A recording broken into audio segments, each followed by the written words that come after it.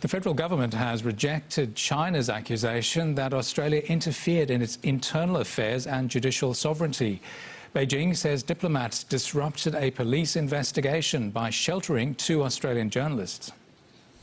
While a diplomatic standoff in China ended earlier this week, It's a relief to be back in That's the script, isn't it? a country with genuine rule of law. It's so good to be home, so happy.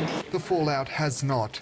The Foreign Ministry in Beijing accusing Australia of interfering with a lawful process. These actions are completely beyond the scope of consular protection, which are in nature disrupting China's lawful handling of the case and interfering with China's internal affairs and judicial sovereignty. A claim flatly rejected by Australia. Certainly not. What our embassy officials did was provide appropriate protection to those two journalists, ensuring that they could safely leave China, but also engaging appropriately with Chinese authorities. Our diplomats did everything that they needed to do, and there is no criticism I would make of them at all. Last week, Chinese officials imposed an exit ban on the ABC's Bill Birtles and the Australian Financial Review's Michael Smith. As diplomats sought an agreement, the pair took refuge at Australia's embassy and consulate.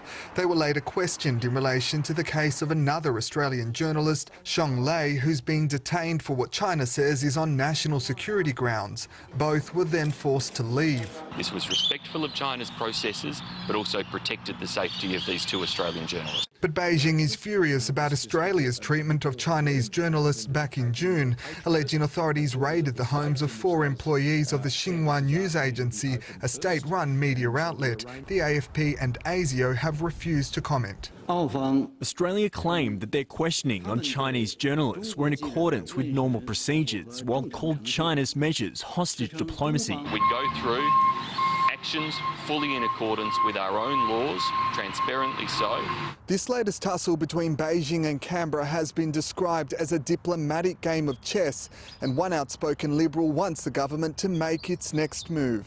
Senator James Paterson has questioned whether Xinhua journalists should be banned from entering Parliament House. It's very clear that Xinhua is not a normal news agency, and I think it raises very real questions about whether they should continue to have privileged, secure access to Parliament House in a way that other journalists do. A move which would almost certainly heighten tensions. Pablo Vinales, SBS World News.